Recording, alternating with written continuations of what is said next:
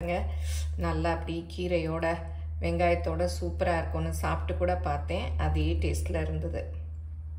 Hi friends, welcome to Annam's recipes. இன்றைக்கி இந்த வீடியோவில் அரைக்கீரையை வச்சு போண்டா செய்யலாம். இந்த போண்டா டீ கடையிலலாம் போடுவாங்க, ரொம்ப சூப்பராக இருக்கும். அதை நம்ம வீட்லேயே செய்யலாம் அதே டேஸ்ட்டில். வாங்க எப்படி செய்யலான்னு பார்ப்போம். எங்கள் ப்ராடக்ட்ஸ் எல்லாம் யூடியூப்பில் கமெண்ட்ஸ்க்கு கீழே வந்துட்டுருக்கு.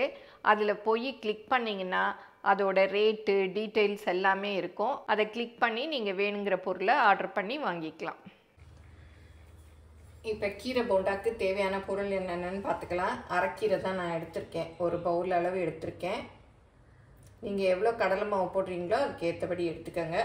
கடலை மாவு 1 கப்பு, 1/4 கப் அரிசி மாவு, அப்புறம் வெங்காயம் ஒரு மீடியம் சைஸ் வெங்காயம் எடுத்து இந்த மாதிரி நறுக்கியிருக்கேன். நீங்கள் நீல வாக்கில் வேணாலும் நறுக்கிக்கலாம். அப்புறம் கொத்தமல்லி, கருவேப்பிலை, சோம்பு ஒரு 3/4 டீஸ்பூன் அளவு எடுத்திருக்கேன்.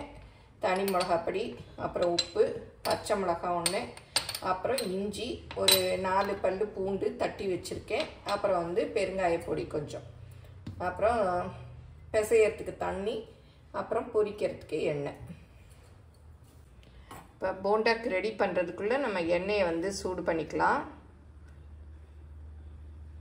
எப்போவுமே இந்த மாதிரி போண்டா பஜ்ஜிலாம் செய்யறச்ச சின்ன கடாயை வச்சு கொஞ்சமாக எண்ணெய் ஊற்றிக்கிட்டிங்கன்னா அப்புறம் நமக்கு அதை ரீயூஸ் பண்ண வேண்டாம், ஏன்னா சரியாயிடும், கொஞ்சம் தான் இருக்கும். இந்த கீரை போண்டாக்கு இன்றைக்கி நான் அரைக்கீரை சேர்த்துருக்கேன். பொதுவாகவே அரைக்கீரை தான் சேர்ப்பாங்க. அரைக்கீரை இந்த மாதிரி இருக்கும் பாருங்கள், அப்படியே சின்ன சின்ன கொத்து கொத்தாக இருக்கும். நீங்கள் எந்த கீரை வேணாலும் செய்யலாம், அரைக்கீரை, சிறுகீரை, முளைக்கீரை, அந்த மாதிரி. இப்போ மாவு பிசைஞ்சிக்கலாம். ஃபஸ்ட்டு கடலை மாவு போட்டுக்கலாம் 1 கப் அளவு. இதில் 1/4 கப் அரிசி மாவு, அப்புறம் தனி மிளகாப்பொடி, அப்புறம் உப்பு, பெருங்காயப்பொடி கொஞ்சம் போட்டுக்கலாம். ஏன்னா கடலை மாவு சேர்க்குறோம் இல்லையா, கேஸ், அதனால் பெருங்காயம் ஒரு 1/4 டீஸ்பூன் அளவு சேர்த்துக்கலாம்.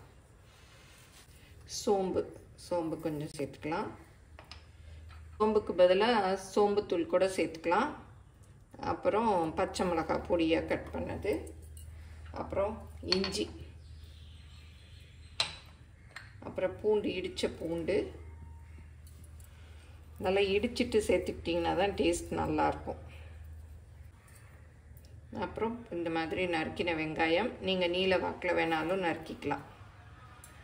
கட் பண்ண கொத்தமல்லி, அப்புறம் கருவேப்பிலை, நீங்கள் புதினா இருந்தாலும் போட்டுக்கலாம். அரைக்கீரையை நல்லா கழுவிட்டு பொடியாக கட் பண்ணி வச்சுருக்கேன், அதையும் சேர்த்துக்கலாம். இதை நல்லா மிக்ஸ் பண்ணிக்கலாம். தண்ணி பார்த்து ஊற்றிக்கலாம். கீரை வெங்காயத்துலேருந்து தண்ணி எல்லாம் வரும்.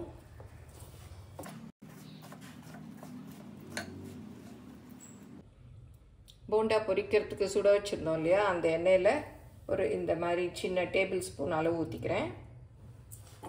இதில் குக்கிங் சோடா கூட ஒரு சிட்டிகை போடுவாங்க, நான் போடலை, நீங்கள் வேணும்னா போட்டுக்கலாம். இப்போ தண்ணியை கொஞ்சமாக ஊற்றி பிசைஞ்சிக்கலாம்.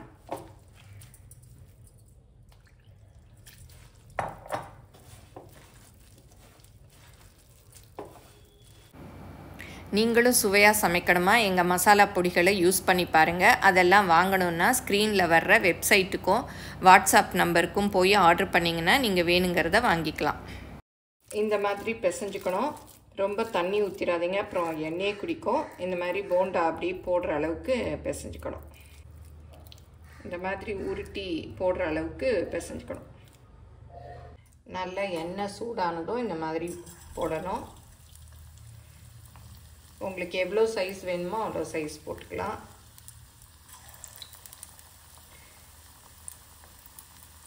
கையை தண்ணியில் நனைச்சிக்கிட்டிங்கன்னா நல்லா ஒட்டாமல் எடுத்து போட வரும்.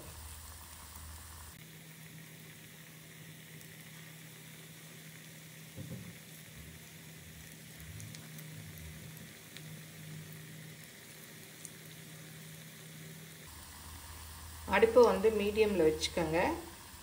உள்ளே எல்லாம் நல்லா வேகணும். எண்ணெய் சூடானதும் அடுப்பை குறைச்சி வச்சுருங்க. கொஞ்சம் வெந்த உடனே அப்படியே பிரட்டி விடணும்.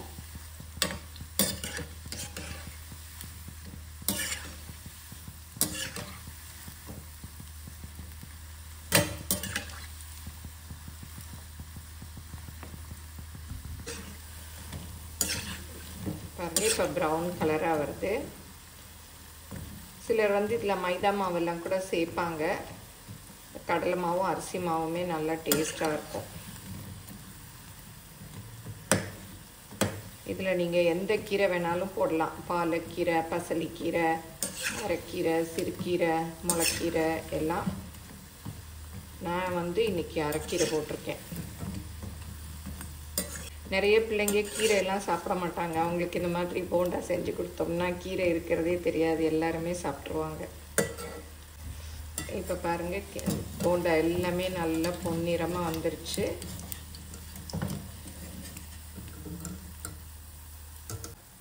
அப்படி இந்த கரண்டியில் எடுத்து போட்டோம்னா எண்ணெய் எல்லாம் அப்படி கீழே வடிஞ்சிரும்.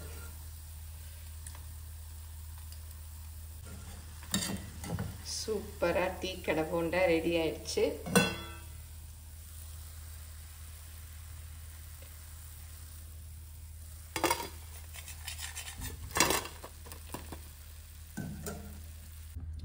இதே மாதிரி எல்லா போண்டாவையும் பொரிச்சு எடுத்துடலாம்.